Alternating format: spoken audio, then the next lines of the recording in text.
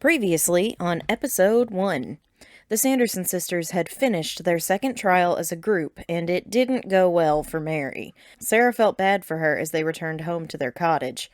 Mary looked distraught, and Winifred had been partially responsible. These trials of guiding lost souls to the afterlife were difficult as they were influencing the souls they were assigned through the scenario that originally killed them. Winifred had come through with all but one of her souls. It was impossible for her to save that one as it had been the inciting incident. Mary, on the other hand, only got one of her three to the afterlife. One loss had indeed been her fault, but as with Sarah during their first trial, it was Winifred who lost the other one. Sarah had no trouble guiding her three souls to the end, even if one had met a disturbing fate, and she was pretty proud of herself. Perhaps she was benefiting from these grueling trials after all. Still, "I am sorry that you lost two souls, Mary," Sarah apologized as they hung their cloaks on their hooks. Mary's Jirachi, called Billy, floated over and landed on his owner's shoulder. "Mary lost two souls in the game?" Billy asked her. "Yes, Bilius, I did," Mary sighed. "I was, however, only responsible for one loss. Mary, I am sorry, but the girl was bitten. I did what I thought was best for the rest of the souls," Winifred stated.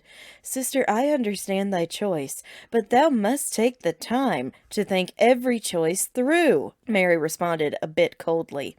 "If thou had only spared her for a few more moments, Sarah would have discovered the truth about such a Wendigo bite. Thou art too rash." "Mary is right," Sarah and Billy said in unison. "Put thyselves in my boots, sisters," Winifred said defensively. "If thou wert faced with such a choice, what would thee have done?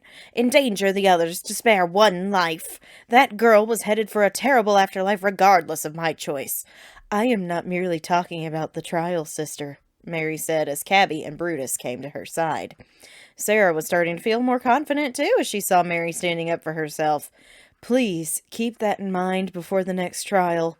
Winifred bit her lip for a moment, staring at Mary. Sarah was surprised she was still confused by Mary's statement. "Thy rash decision-making is what cost us our lives," she said, clarifying her big sister's proclamation. "Both times." Winifred turned to Sarah and exhaled deeply. "As with the trial, you never think things through. Thy emotions blind thee, and thy choices have killed us twice. We are only in this loop of trials because of thee, Winnie. Had thee only listened to us, we never would have died in the year of 1993. "All right, Sarah, I get it," Winifred huffed. "If thou had only taken a moment to read Magicae Maxima's warning—" "Sarah, enough!" Mary hushed her younger sister, pulling her aside as Winifred sat down with her Pokemon. Sarah raised an eyebrow towards her. "Winnie feels bad enough." "But you said the same thing," Sarah responded. "I didn't blatantly spout it out. You think she doesn't know what I was speaking of?" Mary crossed her arms, and Billy nodded. "Mary is right. Sarah was too mean," he said. "How is this my fault?" Sarah asked as Allison, Honey, and Carlos walked into the room. Her Glaceon rubbed against her legs. "I was only trying to side with thee, Mary." "That is the problem, Sarah. The one thing these trials are trying to teach us is being lost on you both," Mary exhaled, rubbing her temples. "What is this mysterious lesson then, sister?" Sarah asked. "Working together," Mary told her. She walked upstairs to go to her room, and her three Pokemon followed. Sarah sighed and looked at her own Pokemon. Allison formed the friendship circle with her two tails, and Honey hugged Sarah. Sarah was good at teamwork when it came to Pokemon. Okay, her first trial didn't go that well, but her second one was almost flawless. Teamwork with her sisters was harder because of Winifred. She wasn't as easily trained as certain Pokemon. But how could Sarah work with her if she never got a chance to speak her mind? Mary's passiveness is what got one of her souls taken away. Had she been able to ruffle feathers, then he would have lived. Sarah was the only one willing to do that, it seemed. Winifred looked over at her as she stroked her Raticate, called Nim. "I'm sorry, Sarah. I hope you believe that," she said softly. Sarah paused for a long moment. "I've only ever wanted what is best for the both of you." I know, Winnie," Sarah replied. I am going to retire now." Sarah quickly excused herself and went upstairs to her room. Her 3 Pokemon sat with her either on the bed or floor. She did believe Winifred, but she also wasn't sorry for speaking her mind. However, Mary's comment about teamwork haunted her as she suddenly grew weary. Sarah laid down with Carlos in her arms, Allison next to her, and Honey curled up on the floor. Sleep set in as everything went black. Suddenly, she was thrust into a hard, cold wall. Ow! Sarah woke up with a start. What the? Suddenly, the wall raised, and Sarah fell out of the back of a huge truck. She hit the dirt with a thunk. Ouch! Honey, I told you not to sit right against the door of the moving truck, a woman said. Sarah looked up and saw her mother. Are you all right? Just a little surprised, Sarah responded. Well, I imagine you are, since we made it to Little Root in a single day. We're at our new house, so let's go in and take a look, said her mother. She pulled Sarah up from the ground. Why do I have the feeling I look like I am a 10-year-old again? Sarah thought to herself as she entered the house and saw Machoke moving boxes. Aren't the movers' Pokemon strong? Her mother asked. Oh, I most definitely look 10 years old, Sarah confirmed with herself. Another trial in the world of Pokemon, it seems. Oh, let's see if your father's match is on the television, her mother exclaimed and turned on the TV. The magic box caused Sarah to jump, but upon it was an image of her father alive and well. Darn, it seems we missed him. The battle finished already. Father? Sarah gasped, gazing into the screen. He's alive? Well, of course he's alive, Sarah. He's just working at the Petalburg gym. You know he's a gym leader. He's a gym leader! She exclaimed. Sarah, are you all right? You're acting like this is all new to you. We've lived in Petalburg since you were born, and your dad has been a gym leader since before you were born, her mom said. We moved out here so we could have a little peace and quiet when your dad isn't working. Matter of fact, his friend Professor Birch is the one who suggested it. He and his family live next door. Why don't you go say hello? Okay, sure, Sarah babbled, then walked out the door. She braced herself against the house, catching a glimpse of her child self in the glass, and breathing slowly. Father is alive here? He will have answers for me as to why we were chosen for these trials, beyond Winnie's compassion. There must be more, she pondered, then glanced at the house next door. Where there's a professor, there will be Pokemon. Sarah hurried next door and introduced herself to Professor Birch's wife, who in turn introduced her to their son Brendan. Brendan was a very kind boy, about her illusion's age. He wasn't bad to look at either, but she had bigger things to worry about. Without a Pokemon, she'd never make it to where her father was in Petalburg. Brendan told Sarah he had to go catch some Pokemon for his father, and they could meet up later. Until the professor returned, Sarah wasn't going anywhere fast, so she explored Little Root Town. Suddenly, she heard shouting from nearby. Deciding she should investigate, Sarah found a man in a white lab coat hanging onto a tree branch as a Poochyena barked at him from below. This must be Professor Birch, Sarah chortled.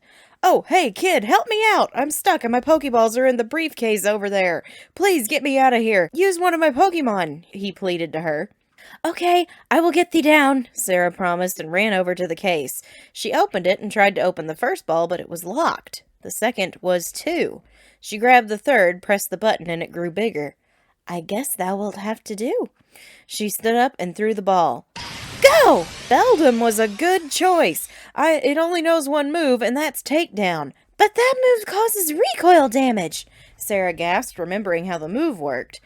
If the rules in this world were the same as before, this was the worst choice she could have made. Doesn't matter. It's a psychic and steel type, so it can take some punishment. All right, Beldum, use takedown, Sarah commanded, jumping right back into the mindset of a Pokemon trainer. Beldum made a metallic sound, then charged headlong into battle. It struck once, then a second time without an order and knocked out the Poochyena. Beldum sped back over to Sarah, and its eye turned up in a smile. Sarah was surprised at the lack of obedience from this little Pokemon. But Professor Birch walked over to her and smiled as he wiped his brow. Thank you for saving me, kid. I was in a jam there. 'Twas merely a Poochyena, Sarah again giggled. Listen, when your Pokeballs are far from your reach, a small Pokemon might as well be a legendary. Speaking of, Beldum seems to have taken a fast liking to you, which is rare in pseudo-legendaries such as this, Professor Birch went on. Pseudo-legendary? Sarah repeated in confusion, looking at Beldam. Yes, these types of Pokemon are extremely rare and difficult to train, kind of like legendary Pokemon. However, you took command of that battle like you've been doing it for years.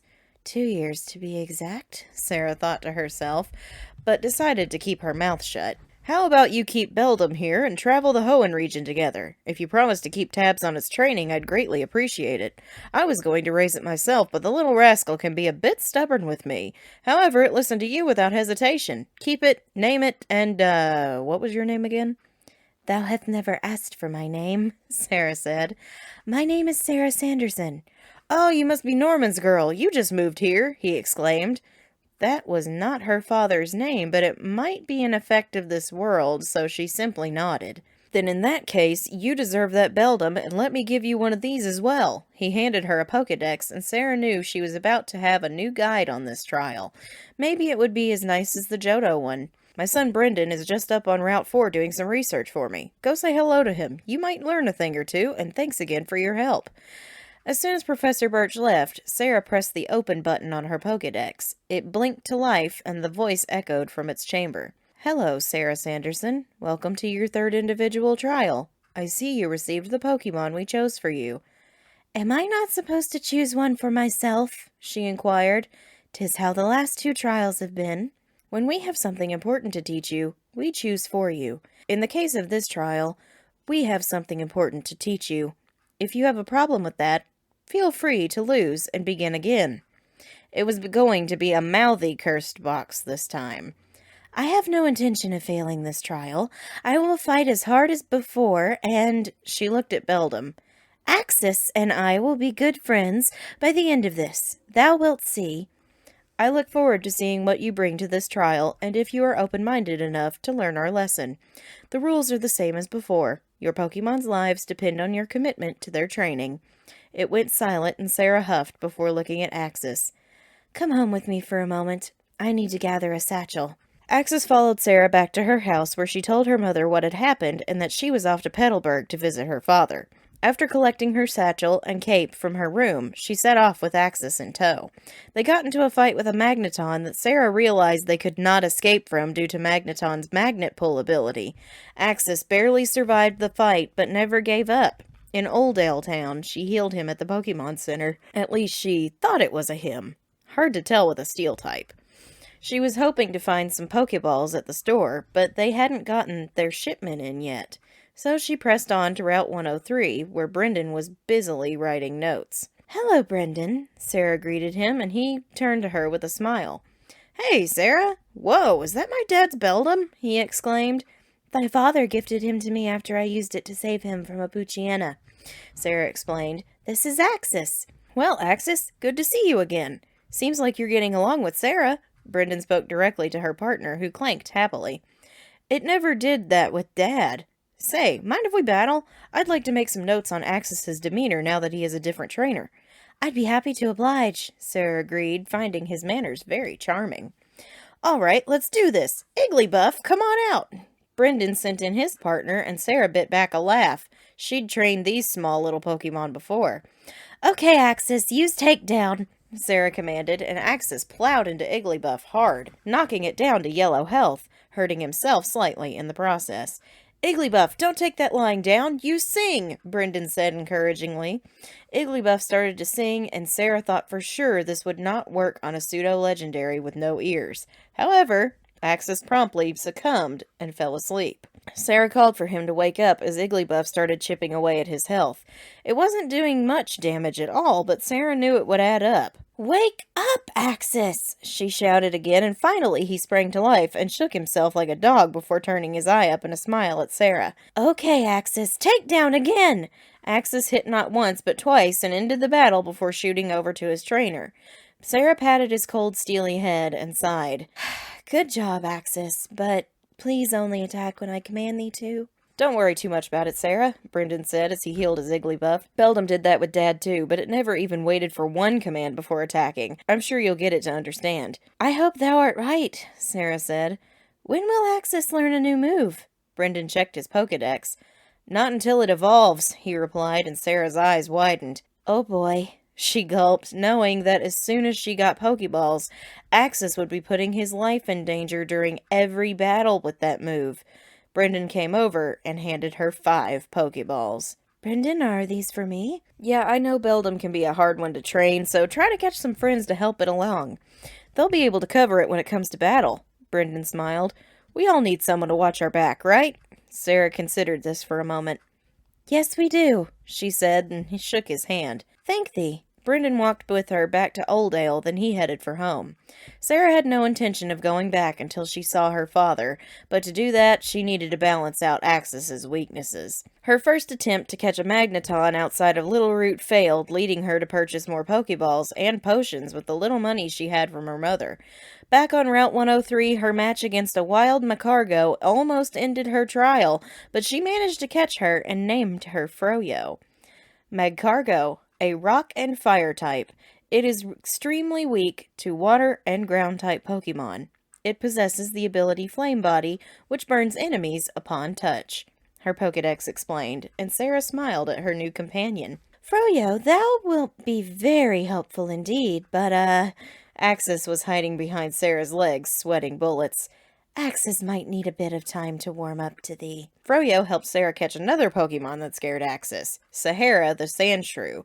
Now, to be fair, Sarah was also a little frightened of this evolutionary line, as a Sandslash had basically ended her very first trial before she had to start over.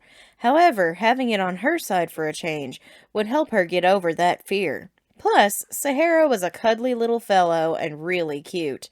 The trainers she battled along the way helped train her team a bit, with Froyo proving just how helpful she was in a scrap. Finally, come nightfall, Sarah made it to Petalburg, where she healed her Pokemon at the center. She was tired but refused to lay down for the night until she saw her father again. He had been taken from her and her sisters when they were very young, so she only hoped he'd see her for the woman she had become. Sarah ran around the town until she found the gym, but the attendant told her that the leader was out helping a kid catch a Pokemon. She waited at the steps of the gym for hours until finally a man with his arm around a young boy came laughing up the sidewalk. Sarah stood up, heart racing, and smoothed her clothes out. Norman spotted her and grinned. Sarah, what a pleasant surprise! He beamed and her heart dropped. This was not her father. He didn't look like the image she had seen previously. So just as her mother was only there in appearance, this man was only there as a stand-in. Sorry I made you wait, but Wally here needed some help in securing himself a partner Pokemon. Wally waved shyly at Sarah. Hello, he said meekly. Your father was very kind in helping me. I'm sure he was, Sarah replied, trying to feign enthusiasm. I too recently got a partner Pokemon. You did? Norman gasped. Let's see it then. Sarah sent out her Beldum and he nearly fell over. A pseudo-legendary? I knew my girl was special. He grabbed her in a bear hug, messing her hair up playfully. Sarah couldn't help laughing, as this was something her real father had done when she was a kid. I also have a Sandshrew and a Macargo, she told him, and he kissed her on the head. He clearly only saw the 10-year-old illusion. That's my girl, he said, swinging her around to face Wally. See, Wally, if my little girl can do it, you can too. Now you train your partner well, you understand? Yes, sir, Mr. Norman, Wally said, waved goodbye to both of them, and ran off. As soon as he was gone, Sarah felt something change about her father. Now that the witness is gone, let's go in the gym so I can take a proper look at thee, lass. Sarah's heart jumped into her throat as they walked inside, and Norman dismissed everyone else. I could tell from that look on thy face that thou wert disappointed when they saw this body instead of what I looked like to thee before. But thy father exists inside this facade, Sarah. Can only take this form since my spirit moved on into the afterlife. Father? Sarah stammered. Is it really thee? In the flesh, just a different look, lass. She hesitated no longer and ran to him in an embrace. She couldn't help crying. There, Sarah, everything's all right now. I'm glad thou hast made it this far in thy trials of redemption. You know about the trials? She asked. Of course I do. Wouldn't be here if I didn't. I've been keeping an eye on you and thy sisters all these centuries, he told her. You have? She gulped as they let go of each other. I have. Must say I'm rather disappointed in how you three grew up, he admitted, and she felt her stomach tighten. I know all of the evil deeds thou hast done and the decisions you've made over the years. I know the three of you did follow this path initially out of self-preservation, but that darkness corrupted my three angels, so do not try to defend thy actions after the fact. I am the only one in this world who can see you as you truly are. Sarah nodded in understanding. She wanted to defend herself, but at the same time, she was just happy to hear his voice scolding her. Sarah, thou hast grown into a fine-looking woman, but thy heart needs mending, and your Pokemon companions are seeing to that partially. Many trials still await the three of you, and it's important that you heed what they teach. I want my little girls to get out of purgatory and join me. So while you exist in this plane, keep thine eyes on the goal ahead. You and I will meet in battle, but not for a while yet. 4 gyms await you first, before you come back to me. You know how to end this trial, yes? Yes, Father, I do. I must earn 8 badges and defeat the champion of this region, she replied, all the while ensuring my Pokemon stay alive. And raising them with love, he reminded her, then smiled softly.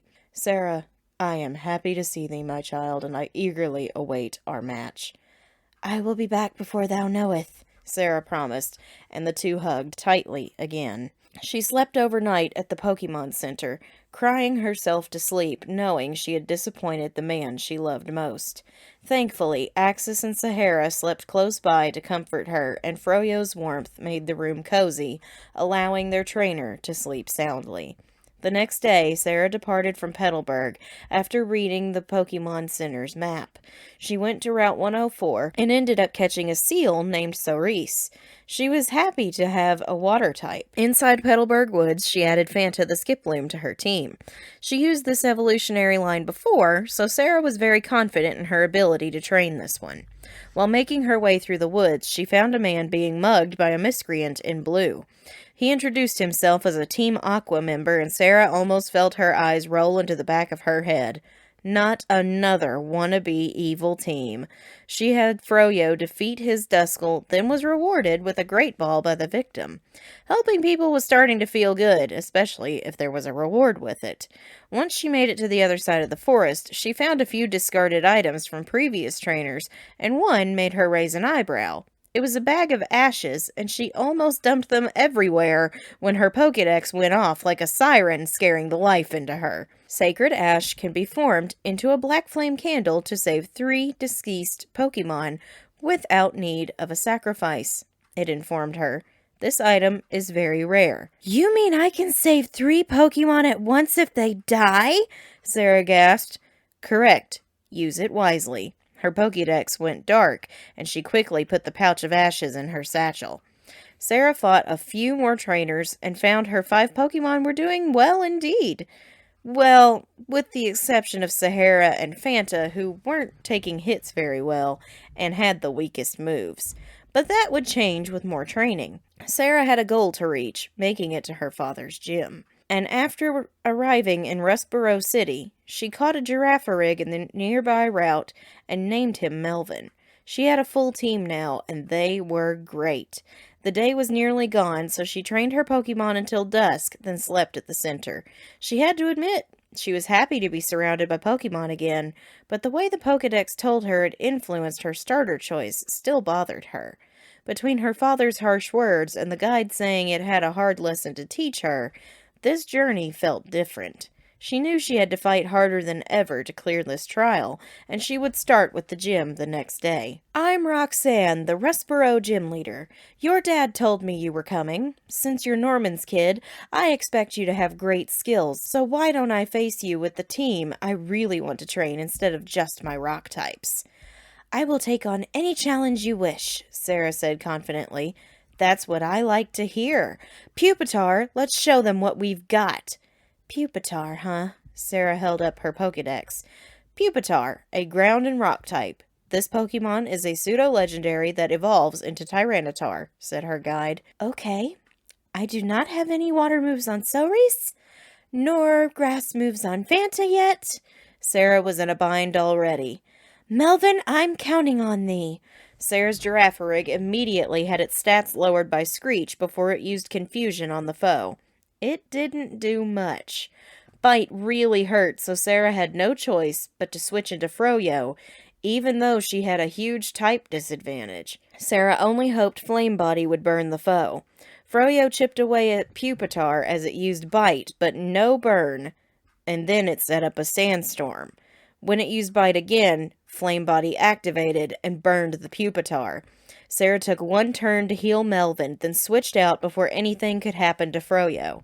Melvin used Confusion in tandem with the burn status to whittle down the Pupitar. He had to keep it up after Roxanne healed the damage twice, but the burn and Confusion finally took it out.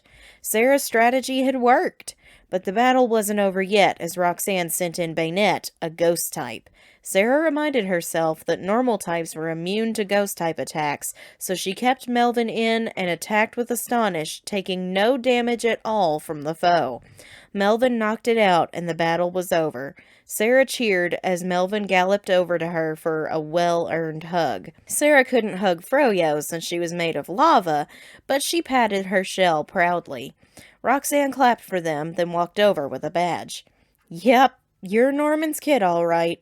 You've earned the stone badge as your first badge in the Hoenn region."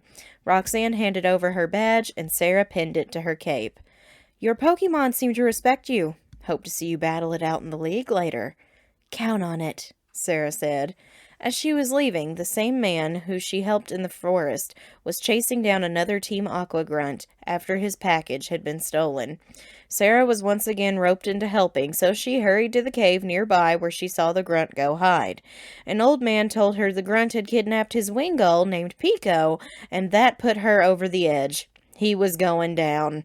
She caught Mr. White the coughing as soon as she entered, then proceeded to kick the grunts behind, get the Pokemon and stolen items back, and then after returning the items, the president of the company the man worked for asked her to deliver a letter to his son, and that same package to Captain Stern in another city. While she was annoyed, thankfully, Mr. Briney, the old man with the Wingull, offered to port her where she needed to go as thanks.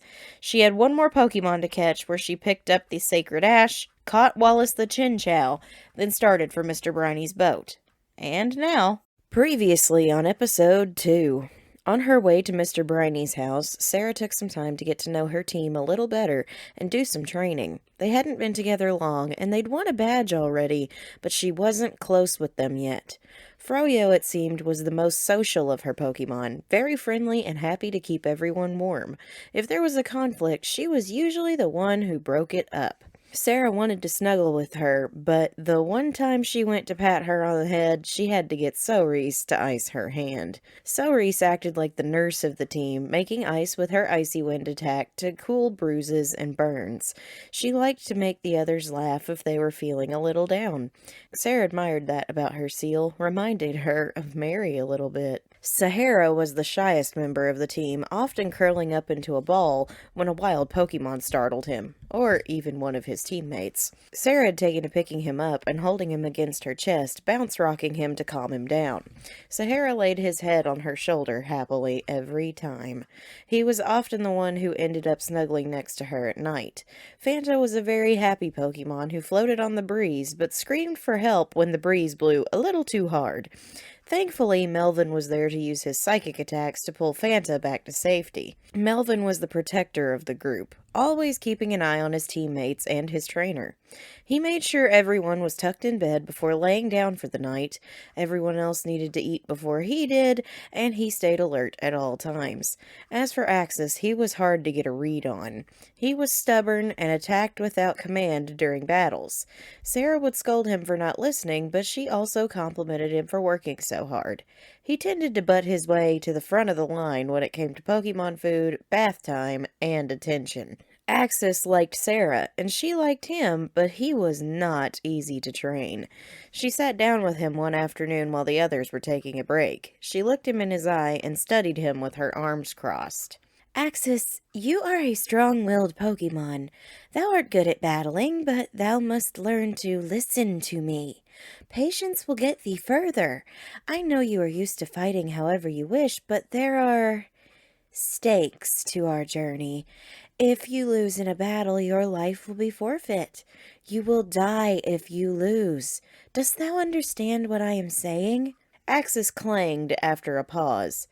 Let us try a battle when we next encounter a Pokemon.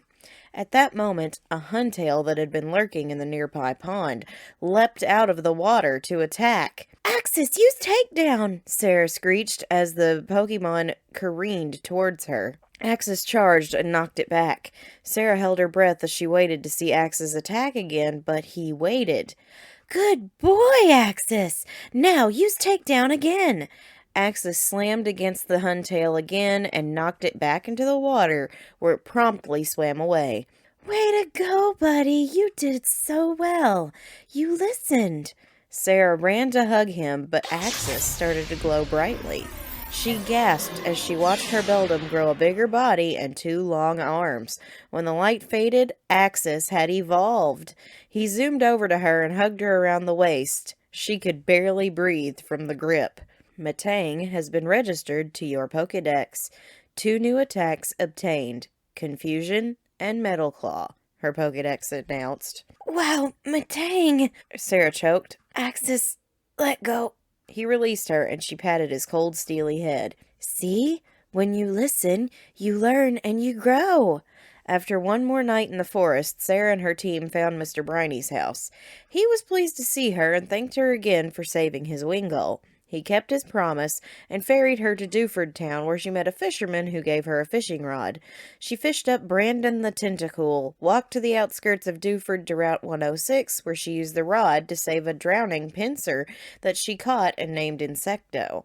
There was a cave nearby, so she staked it out and caught Grape Juice, the Swalot. He'd been bothering a hiker. As a reward, she got the HM for Flash. She spent the rest of the day trying to find the Stephen boy to deliver that letter, but she had no luck. Sarah checked into the Pokemon Center and had a good night's rest with her team scattered about the room, Sahara in her arms like a teddy bear. The next day, Sarah found the Dewford Town gym and decided Stephen could wait just a little bit longer. Her team did well against the trainers inside, and after navigating the labyrinth, she found the gym leader. Now, he was very good looking, and Sarah did take a moment to admire that before he looked up from his drawer of Pokeballs. "Well, you're a young trainer," he commented. If only he knew what was hiding behind the childlike facade. "But it seems you tore through my friends pretty quick. How about I use Pokemon that aren't strictly fighting types with you?" I will battle however you wish. Brawly. My name is Brawly. He introduced himself and grabbed 2 Pokeballs. "And this is my first Pokemon I ever received. Let's go, Trico!" He sent in a grass type. Melvin, take him down. Sarah sent in her Girafarig. Girafarig, huh? Interesting choice, he noted. Thank thee. Now, Melvin, use Confusion, Sarah commanded, and Melvin knocked Trico into the yellow. Trico used Pursuit, which did hurt, but not too much. Melvin used Confusion again and knocked out the grass type. Staryu was the other opponent, and Melvin sprang to action with his Stomp attack. It hurt a lot, so Staryu used Harden to boost its defenses. Sarah knew this move did not boost the special defense attributes of a Pokemon, so she called for Melvin to switch to Confusion, and the battle was over in a mere 4 turns. Brawly withdrew his Pokemon as Sarah hugged her Girafarig and kissed his nose. Good job, Melvin. Thou hast led us to victory twice now, all by thyself, she praised him, and Melvin blushed. Well done, both of you, Brawly said. You commanded your Pokemon flawlessly, and Girafarig respects you. Here you go, the knuckle badge is yours. Sarah received her second badge and pinned it to her cloak. Thank thee, Brawly. Before I go, couldst thou tell me if a man named Stephen lives around here? She asked him. Stephen Stone? Brawly clarified, and she nodded. He doesn't live here, but he visits a lot. Usually he's fossil hunting in the cave outside of town. Check down there for him, but make sure one of your Pokemon knows Flash so you can see. It gets dark the further down you go. Thank thee, I will teach the move to one of my Pokemon soon, Sarah said, then headed out. Axis volunteered to learn the move, and he led the way into the bowels of the cave. Her team did well fighting off the wild Pokemon, Sahara still hanging on to Sarah in the darkness. She patted his back lovingly as they descended, and finally found a man with silver hair checking over some rocks. Sahara could smell the soil on him and relaxed a bit. Excuse me, art thou Stephen Stone? Sarah asked him, and he turned to face her. He was very handsome. Yeah, who's asking? He inquired. I am Sarah Sanderson. Thy father asked me to deliver a letter to you, she said, and pulled it from her bag. Stephen rolled his eyes. He can't just send it via Pelipper Post like a normal father, Stephen said, taking the letter from her with an exhale. You're not the only trainer he's tricked into delivering his letters, so at least take this TM as a thanks. He handed her a disc, and Sarah thanked him. Let me guess, you have to go to Slateport to deliver a package now? How didst thou know? Sarah gasped. Dad tends to reward trainers with PokeNav maps like I see you've got now, then asks them to deliver his packages in exchange, Stephen huffed. It's one of his penny-pinching schemes. I'd take it myself if I wasn't investigating something important. Want me to drop it at the Pelipper Post? Oh no, I have my own scheme going on for free passage to Slateport. Sarah winked, and Stephen couldn't help laughing. Then I'll leave you to it. Thanks, Sarah. Stephen shook her hand, and Sarah's heart fluttered. She knew she would never see Red again, so maybe it was time to move on. Sarah made it back to Mr. Briney's boat by nightfall, and slept on the ship as it sailed overnight to Slateport. Sahara stayed curled up in her arms all night long, and Sarah liked how much he loved snuggling. Apart from Fanta, he was the smallest team member and definitely the most timid. She hugged him close and pulled the cover up a little more from the chill of the sea air. She slept in hope that soon she could bring Sahara's confidence out like she was bringing out Axis's patience. And that opportunity presented itself on the shores of Slateport. After catching Tiny Nose the Nose Pass, Sarah saw a sign for a beach blank-out battle royale and thought this was a good place to get in some training for Sahara. She sat down with him before the contest began. Listen, you and I are going to do this together, Sahara, she told him kindly. I know thou art afraid of battling and other people, but I wanted to see thee grow more confident. I am going to tell thee exactly what to do, and as long as you listen, I promise nothing will happen to thee. Do you trust me? Sahara nodded and hugged her. Sarah led her Sandshrew flawlessly, and the more he battled, the better Sahara started to feel. After every battle he won, he'd turn to her and grin. Sarah always gave him words of encouragement and hugs when he finished. They made it all the way to the finals, and Sahara heard all 5 of his teammates cheering for him as he battled alongside his trainer. With one final strike, he won the tournament all by himself. Sarah let out a loud cheer for him, and Sahara let out his first battle cry, and it began to glow. He grew taller, stronger, and spikier. The last time Sarah saw this Pokemon, it had been destroying her team in the Kanto region. Sandslash has been registered to your Pokedex. Sahara ran over to Sarah with a huge grin on his face and his arms wide open. Sarah had been scared of Sandslash for a long time, but her little boy was way more special than all that fear, so she hugged him close and smooched his cheek. What did I tell thee? She asked him. You came out of thy shell and were rewarded. I am proud of thee, Sahara. With her newly evolved Pokemon in tow, Sarah explored Slateport and met up with one of the sailors at the shipyard. The package she had was for a Captain Stern, whom she found out was at the museum. She walked inside and found a bunch of Team Aqua members flooding the place. Something wasn't right here. She walked upstairs and found the captain, handed over his package, then turned to leave and came face to face with Team Aqua grunts. They wanted the parts Sarah had delivered, so they decided to take them by force, or attempt to. Okay, Axis, let's show these fools how much thou hast learned. Take his Onyx out with Metal Claw, Sarah commanded. Axis hit so hard the giant rock serpent was plunged into yellow health. It attacked with Bind, but Axis was hardly affected. Axis, break from its grip by using Confusion. Axis did exactly as he was told, and knocked out the Onyx. Yanma, Nosepass, go get him! The second grunt sent in his Pokemon. Axis, take out the Yanma with Confusion. The bug type fell in one critical hit. Now use Confusion on Nosepass. Axis's power was too great, and the second grunt was sent packing too. Good boy! Her Matang came in for a big hug as a big, burly, pirate-like fellow walked in the room. Well, well, well. This is an unexpected sight. My grunt's taken out by a mere child and a rusty old Matang. What's your name, kid? Sarah Sanderson, and my Matang is not rusty. He is a strong, pseudo-legendary Pokemon, She said defensively. If you two were able to defeat my crew, then I guess he's not. But I want those Devon parts no matter what it takes.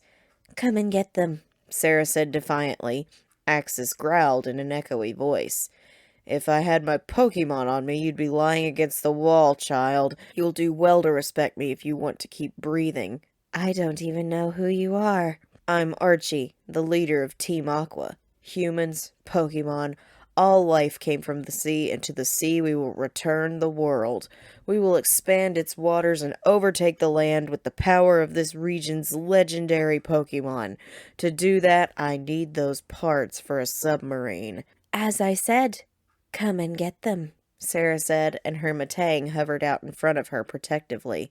Archie started to move, but he saw the power emanating from the Pokemon and backed down. You win this round, but you won't win the war. He pointed an accusatory finger at her, then retreated with his grunts. Sarah left Captain Stern and headed up to Route 110, where she caught Toxica the Venomoth.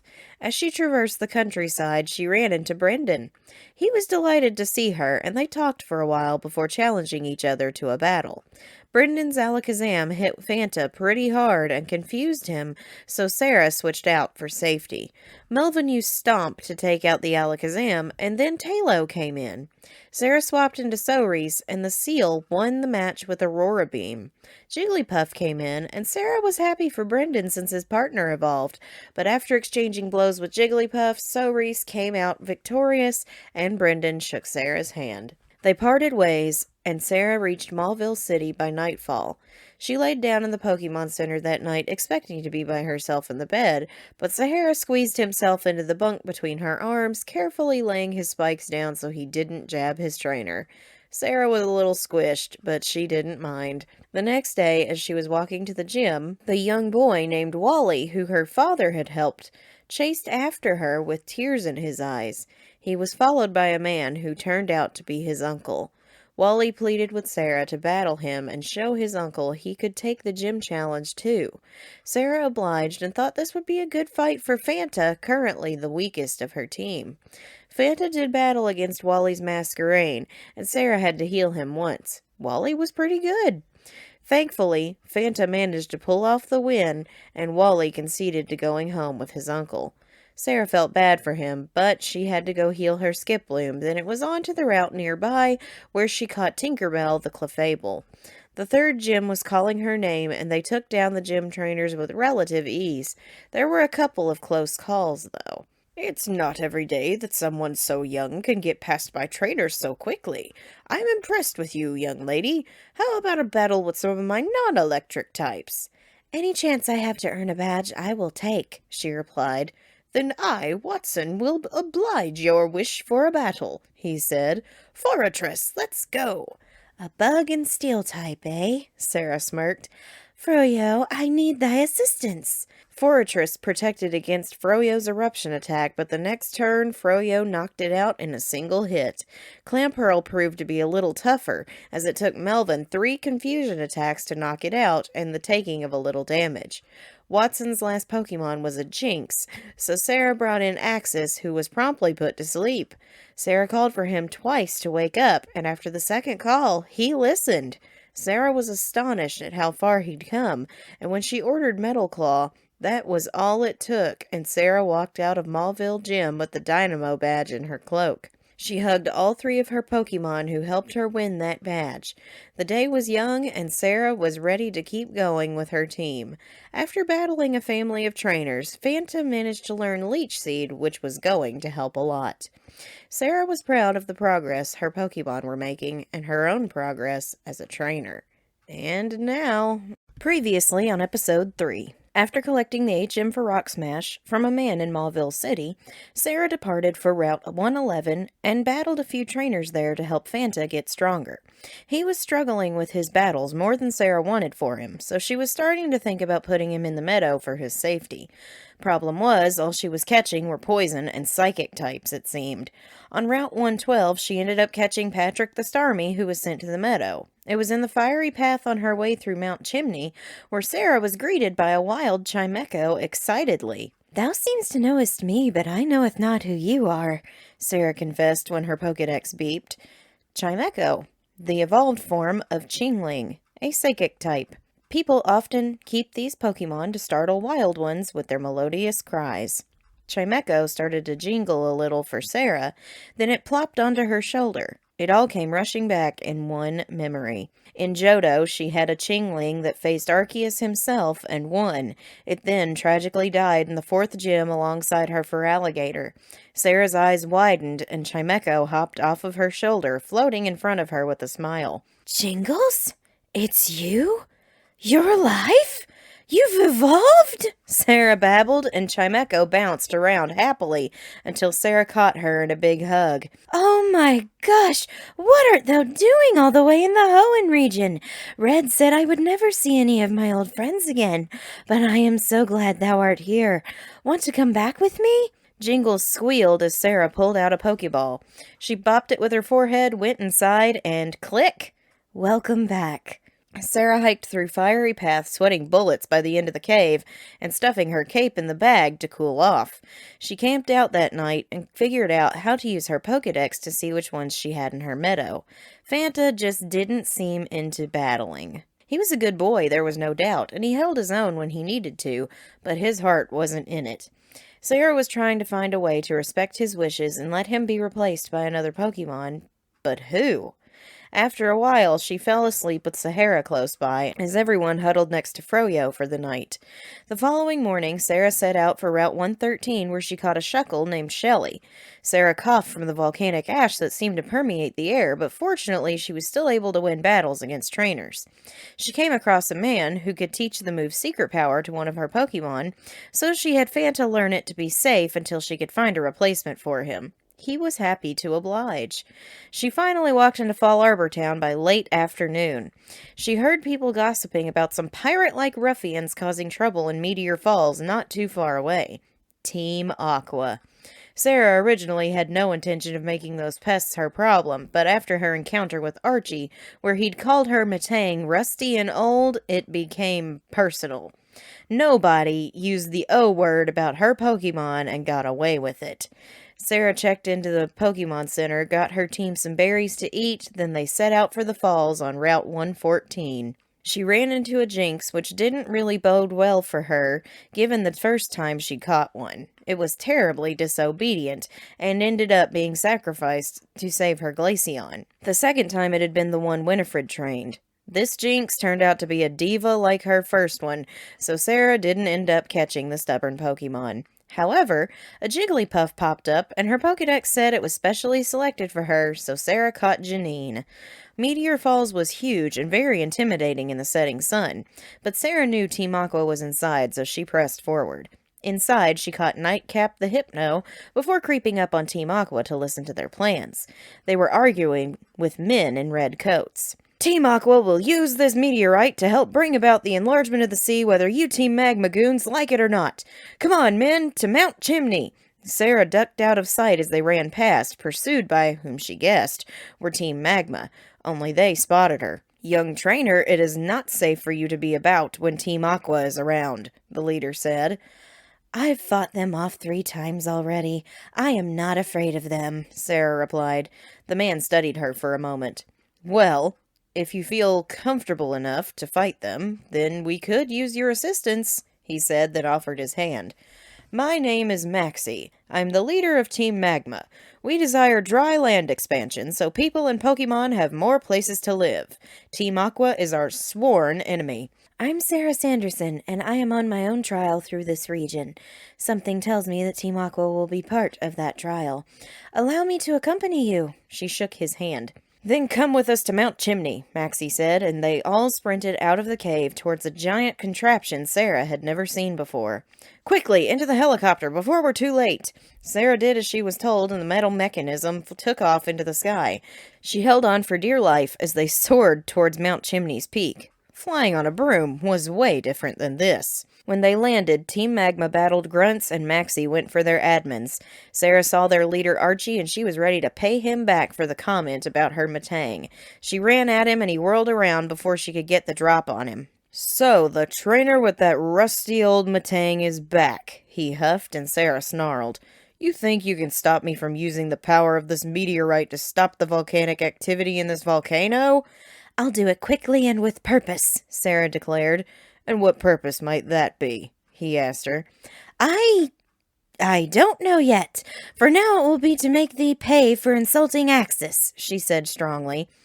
"Oh, please. I'll show you the true power of Pokemon," Archie laughed, and their battle began. Archie's Execute proved to be a surprisingly strong battler with its combination of defense-boosting moves and hypnosis attack. Melvin struggled at the beginning, but after a lot of chipping away with Stomp and Astonish, he knocked it out. Wailmer proved to be just as formidable in the defense area, but Melvin got through it again. The last Pokemon to battle was Forretress, so Sarah swapped Melvin for Froyo. Forretress protected itself from the first attack, but Froyo used Eruption on the second turn and knocked out the Bug Steel type in one hit. Archie stumbled back a bit in shock from the prowess Sarah demonstrated. He was so surprised that he bumped into the mechanism containing his meteor and it fell right into the lava where it melted instantly. As soon as he realized what had happened, he spun on Sarah. "You little brat! I ought to keelhaul you for this!" he shouted as Maxie ran up. "Maxie, I should have known you were behind this. Recruit a new member, eh?" "She volunteered to help us take you down, Archie," Maxie corrected him. "Well, you may have thwarted us here, but I'll find Kyogre before any of you can stop me, and when I do, be prepared for a new wave here in the Hoenn region." Archie took off running for his own helicopter full of beaten Grunts. "Don't let them get away, Team Magma!" Maxie yelled. He turned to Sarah. "Follow Jagged Pass and you'll reach Lava Ridge Town. You'll be safe there. We are going to pursue Team Aqua." He took her Pokénav for a second and typed in something. "Now you have my number. If we require your help again, I'll call." "Good luck," Sarah told him as he ran off. "Team Aqua cannot flood the land, or all land-based life will perish. I have battled Kyogre once. It is very powerful." Sarah knew it was getting dark fast, so halfway down the Jagged Pass she made camp. A Poliwhirl wandered into their camp, and after having a few berries with them, Sarah caught her and named her Candy as a namesake of her old Poliwrath. Yet again, she wondered what she could do to trade out Fanta as she went to sleep that night. After hiking the rest of the way to Lava Ridge Town in the morning, Sarah got her answer. She received an egg and it hatched almost immediately after being around Froyo, and Nutella the Seedot was born. Sarah did some research on the Pokemon immediately. And now, previously on episode 4. Sarah made it to Lava Ridge Town after another day of hiking and found the town was very small but very homey. It had hot springs all over the place, and Sarah decided it was time for everybody to have a day for fun. She brought out all of her Pokemon from the meadow, bought a wading dress from the local merchant, and joined her Pokemon in the water. It felt amazing to just soak in the hot water and let her worries melt away for a little while. She watched as her 6 team members mingled with the other Pokemon. Fanta floated alongside several members from the box, and his happiness with them solidified Sarah's thoughts of switching him out for another member. But who would it be? She had thought about Nutella, but after checking her Pokedex, she found out neither Seedot nor its evolution learn any grass-type moves. Besides, Nutella was following Fanta around like a puppy.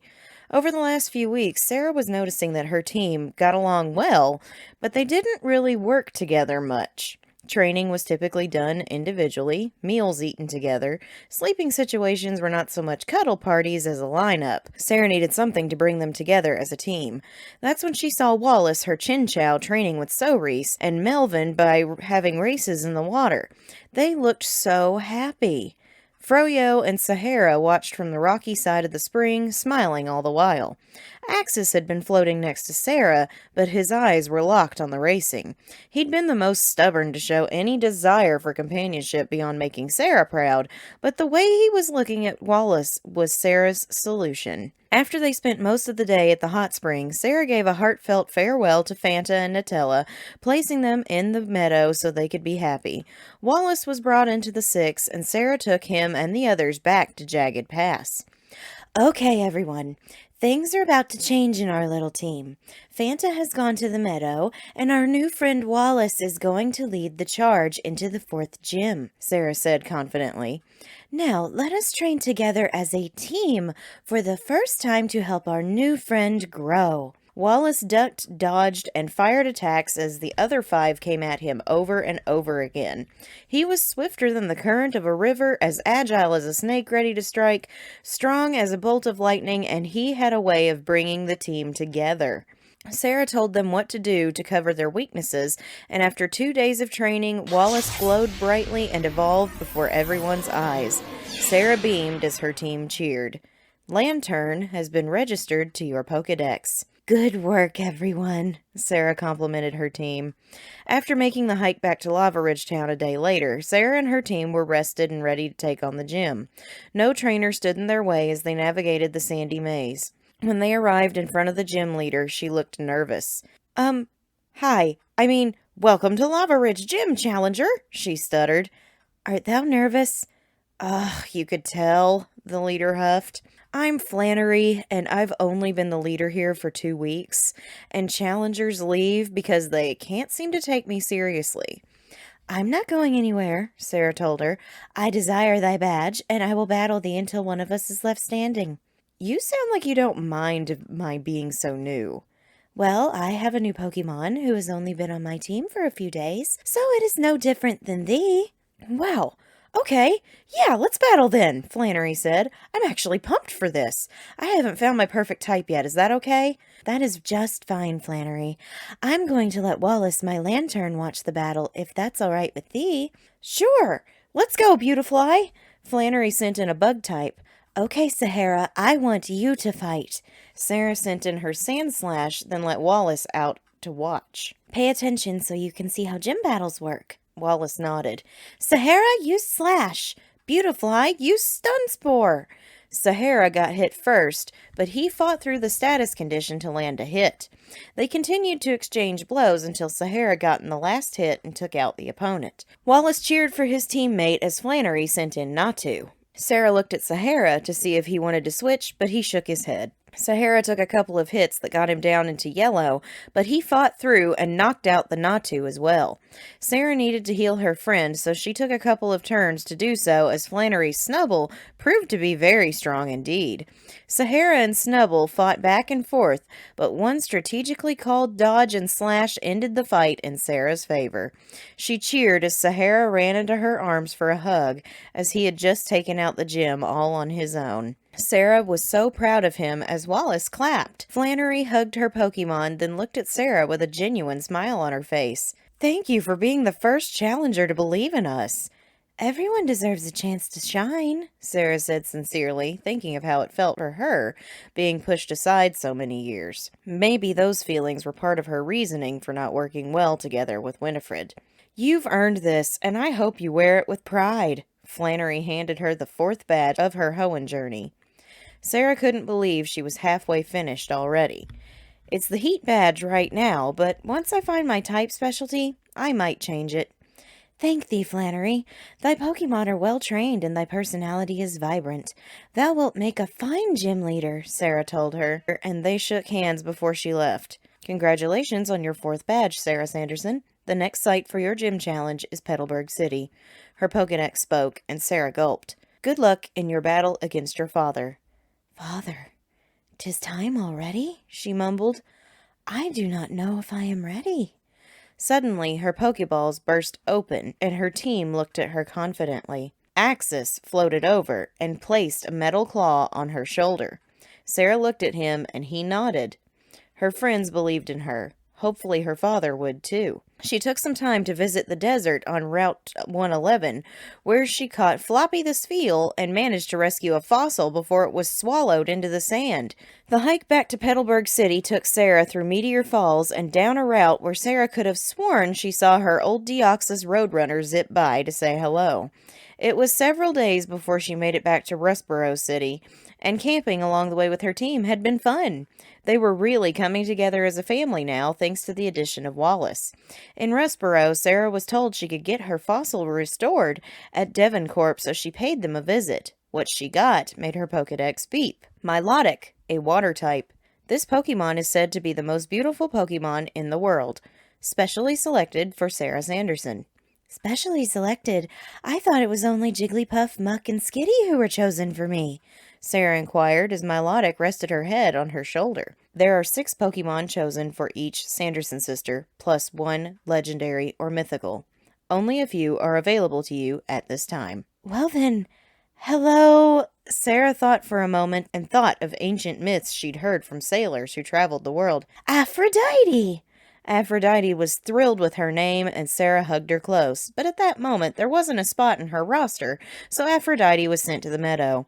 She spent the night in Rustboro City, then set out again the next day. This march back to Petalburg was making her more and more nervous.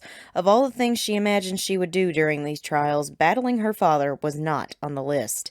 He had given her some harsh words that she knew she deserved, but she was sad she didn't get to see him as himself. His spirit was trapped in the form of Norman, the 5th gym leader.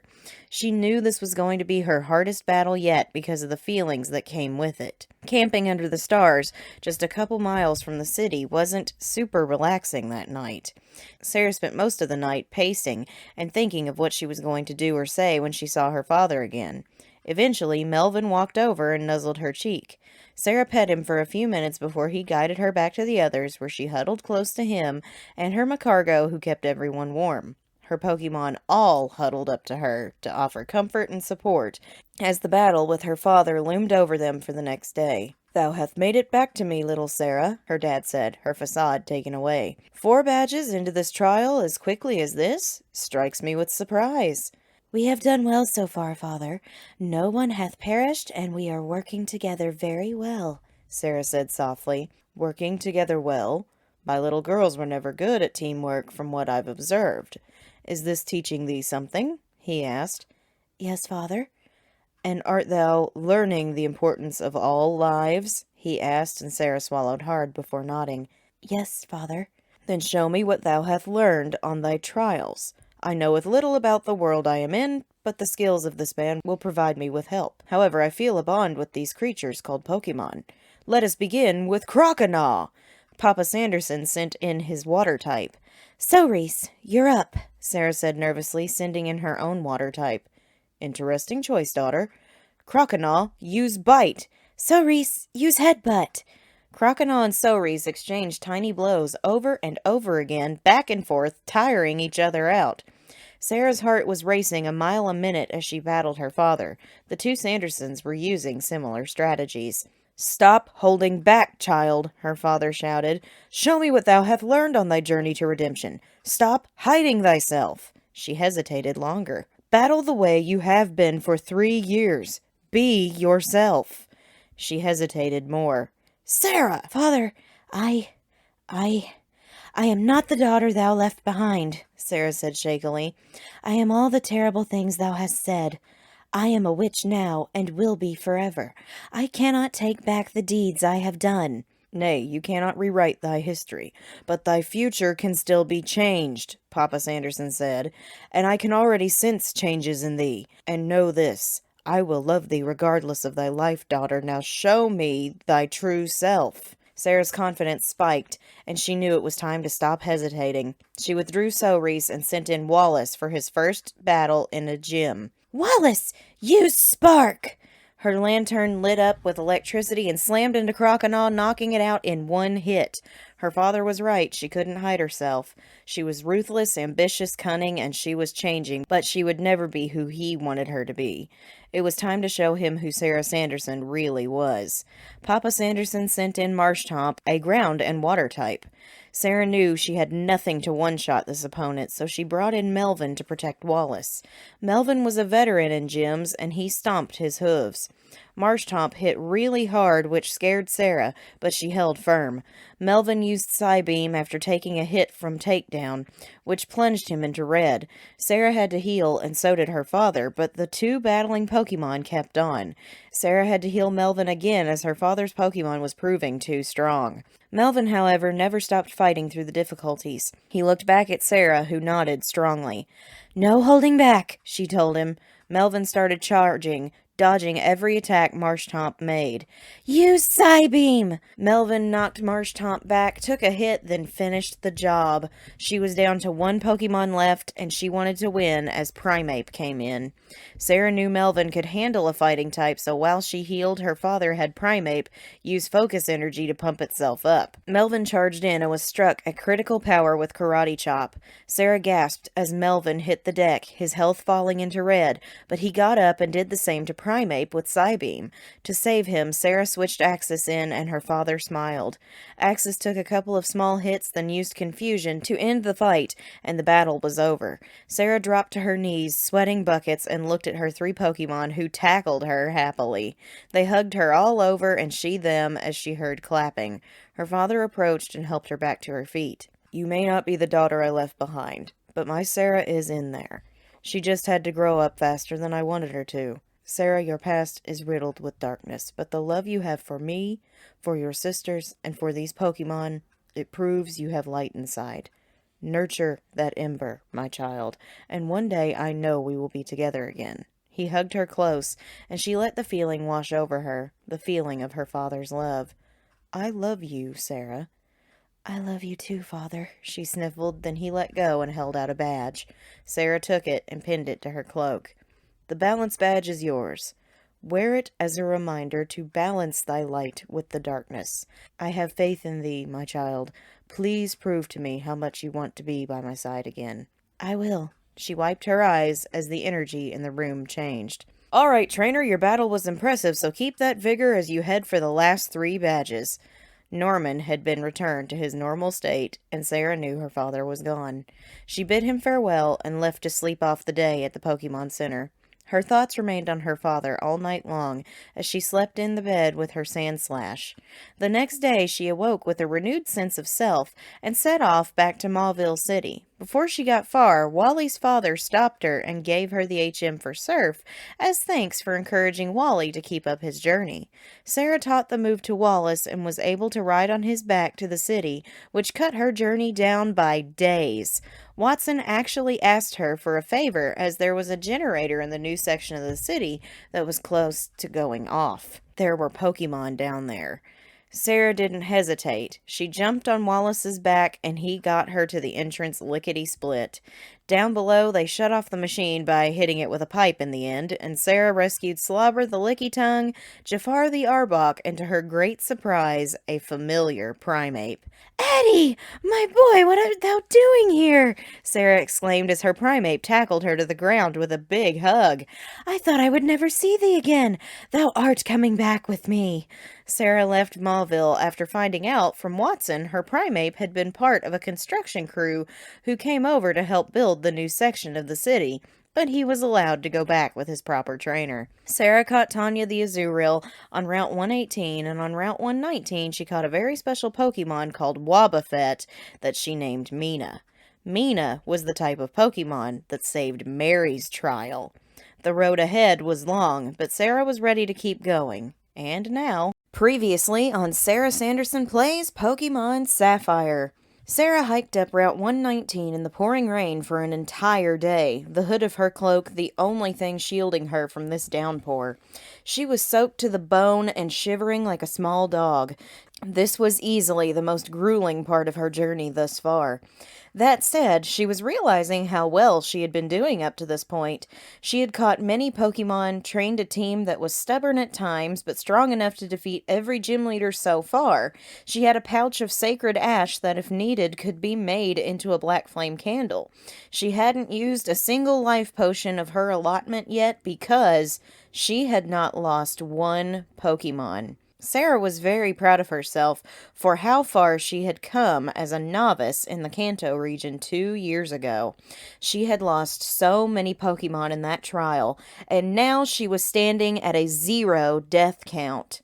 As she pulled her soaking wet cloak tighter around her shoulders, she smiled to herself, feeling the Pokeballs in her bag.